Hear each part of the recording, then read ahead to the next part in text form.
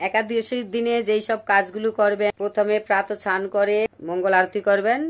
ওই দিন 25 মালা অবশ্যই জপ করবেন ভক্তরা, আর যারা 2 মালা করেন তারা 4 মালা জপ করবেন। একাদশী দিন মালা জপটা বাড়িয়ে দেবেন। একাদশীতে আনসান কোনো কথায় কান দিবেন না, কোনো কথা শুনবেন না। ভাগবত পাঠ, শ্রবণ, কীর্তন, ভগবত গীতা পাঠ, শ্রবণ, কীর্তন, ভক্তদের সঙ্গ করা, এগুলো করবেন। একাদশী দিন দাঁত মাজবেন না। দাঁত মাজবেন নিমের ডালা দিয়ে, কোনো রকম ব্রাশ টুথপেস্ট দিয়ে দাঁত মাজবেন না, গায়ে সাবান মাখবেন না। একাদশী দিন এই জিনিসগুলো করলে আপনার একাদশীর ফল ভালো হবে। হরে কৃষ্ণ। আমলকি একাদশী। যুধিষ্ঠির বললেন, হে কৃষ্ণ, মহা ফলদাতা বিজয়া একাদশীর কথা শুনলাম। এখন ফাল্গুন মাসের শুক্লপক্ষের একাদশীর যে নামে বিখ্যাত তা বর্ণনা করুন। শ্রীকৃষ্ণ বললেন, হে মহাভাগ যুধিষ্ঠির, মানধাতার প্রশ্নের উত্তরে মহাত্মা বৈশিষ্ট্য এই একাদশীর মহিমা কীর্তন করেছিলেন। আপনার কথা শুনে আপনার কাছে এখন আমি সেই কথা বলছি। এই একাদশীর নাম আমলকি। বিষ্ণুলোক প্রদানকারী রূপে এই একাদশীর বিশেষভাবে মহিমান্বিত। একাদশীর দিন আমলকি বৃক্ষের তলে রাত্রি জাগরণ করলে সহস্র গাভীদানের ফল লাভ হয়। হে পাণ্ডুনন্দন, পূর্বে ব্রহ্মার রাত্রিতে দৈনন্দিন প্রলয় উপস্থিত হলে স্থাবর জঙ্গম সহ দেবতা, অসুর ও রাক্ষস সবকিছুর বিনাশ হয়। তখন ভগবান সেই কারণ সমুদ্রে অবস্থান করেন। তার মুখপদ্ম থেকে চন্দ্রবর্ণের এক বিন্দু জল ভূমিতে পড়ে। সেই জলবিন্দু থেকে একটি বিশাল আমলকি বৃক্ষ উৎপন্ন হয়। এই বৃক্ষের স্মরণ মাত্র গোদানের ফল, দর্শনে তাহার দ্বিগুণ এবং এর ফল ভক্ষণে 3 গুণ ফল লাভ হয়। এই বৃক্ষে ব্রহ্মা, বিষ্ণু আর মহেশ্বর সর্বদা অবস্থান করেন। এর প্রতিটি শাখা প্রশাখা ও পাতায় ঋষি, দেবতা ও প্রজাপতিগণ বাস করেন। এই বৃক্ষকে সমস্ত বৃক্ষের আদি বলা হয় এবং তা পরম বৈষ্ণব রূপে বিখ্যাত। অতএব এই শ্রেষ্ঠ ব্রত সকলেরই পালনীয়। এখন এই ব্রতের একটি অদ্ভুত ইতিহাস আপনার কাছে বর্ণনা করছি। প্রাচীনকালে বৈদিশ নামে এক প্রসিদ্ধ নগর ছিল। ওই নগরে চৈত্ররথ নামে এক রাজা রাজত্ব করতেন। চন্দ্রবংশীয় পাশবিন্দুক রাজার পুত্ররূপে তিনি জন্মগ্রহণ করেন। তিনি অত্যন্ত শক্তিমান ও ঐশ্বর্যশালী ছিলেন। শাস্ত্রজ্ঞানেও তিনি ছিলেন সুনিপুণ। তার রাজ্যের সর্বত্রই মনোরম আনন্দপূর্ণ এক দিব্য পরিবেশ লক্ষ্য করা যেত। প্রজারা ছিলেন বিষ্ণু ভক্তি পরায়ণ। সকলেই একাদশী ব্রত পালন করতেন। তার রাজ্যে কোনো অভাব অমঙ্গল ছিল না। এইভাবে প্রজাদের নিয়ে রাজা চৈত্ররথ সুখে দিন যাপন করতে থাকতেন। একসময় ফাল্গুনী শুক্লপক্ষের দ্বাদশী যুক্ত আমলকি একাদশী তিথি সমাগত হয়। রাজ্যের সকলেই এই ব্রত পালনের সংকল্প করলেন।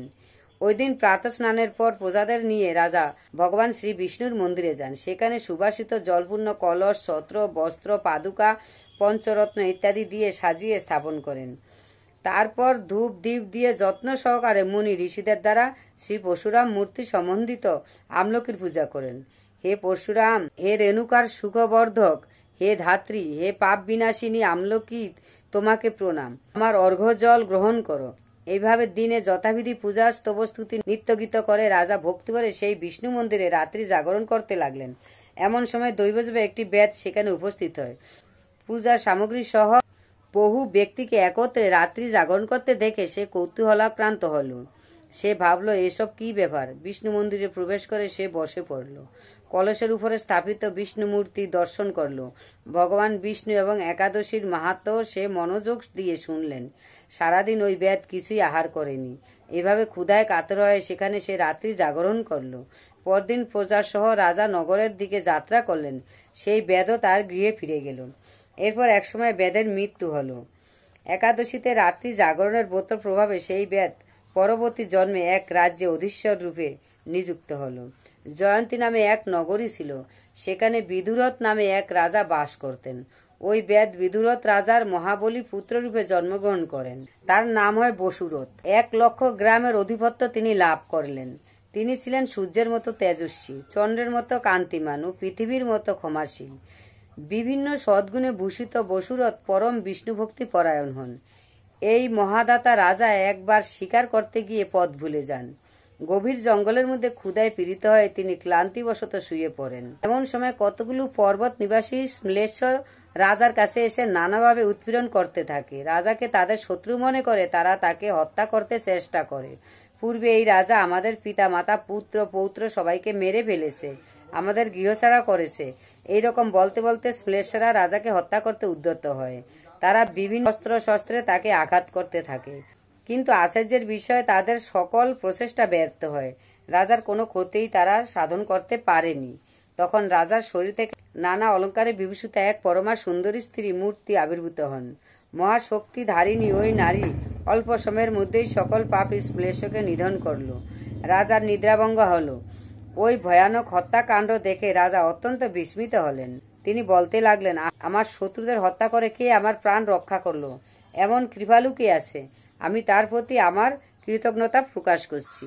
এমন সময় দৈববাণী হলো, ভগবান কেশব ব্যতীত শরণাগতকে রক্ষা করার আর কে আছে? তিনি শরণাগত পালক। দৈববাণী শুনে তিনি ভক্তিযুক্ত চিত্তে গৃহে ফিরে এলেন। তারপর প্রজাগণ মহাসুখে ইন্দ্রের মতো নিষ্কণ্টক রাজ্য ভোগ করতে লাগলেন। বশিষ্ঠ বললেন, হে রাজন, যে মানুষ এই পরম উত্তম আমলকি একাদশী ব্রত পালন করেন তিনি নিঃসন্দেহে বিষ্ণুলোক প্রাপ্ত হন। এখন শুনুন আমলকি একাদশীর সমস্ত এলাকার পালনের সময়সূচি। আগামী 25শে ফাল্গুন 10ই মার্চ সোমবার আমলকি একাদশীর উপবাস।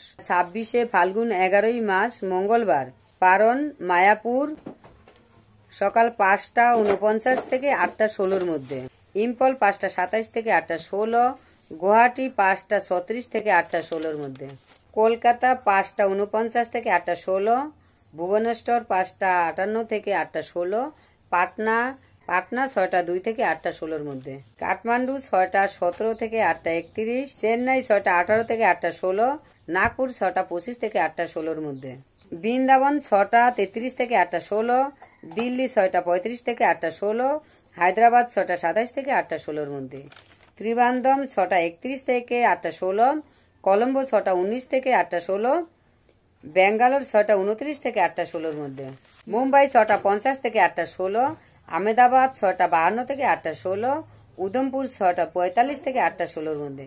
আপনারা সবাই ঠিকঠাকভাবে একাদশী ব্রত পালন করবেন এবং পারণ সঠিক নিয়মে করবেন, সময়টা দেখে পালন করবেন। সঠিক টাইমে পালন না করলে একাদশী ব্রত ফল বৃথা হয়। ওই জন্য সঠিক টাইমে একাদশী ব্রত পালন করবেন। হরে কৃষ্ণ।